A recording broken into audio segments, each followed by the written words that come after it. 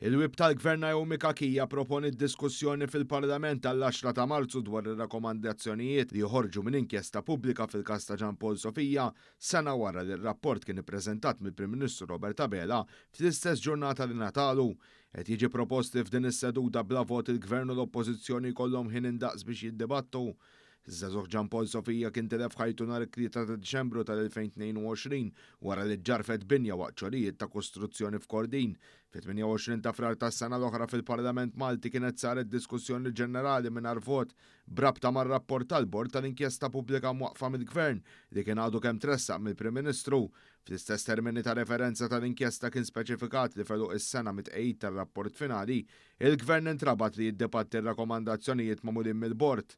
Jirriżulta li f'dan il-perjodu l-Gvern implementa bosta mir-rakkomandazzjonijiet li saru fosthom liġi li tirregola strutturi standalone, liċenzjar tal-kuntratturi u tal-bennejja, riforma fil-liġi li tirregola s-saħħa u s-sigurtà fuq il-post tax-xogħol li mhumiex neċessarjament siti tal-kostruzzjoni, helpline fejn jistgħu jiġu rrapportati allegati abbużi f'siti ta' kostruzzjoni u assistenza professjonali ta' perit u jew avukat fuq almenti ta' allegati abbużi fis-settur tal-kostruzzjoni.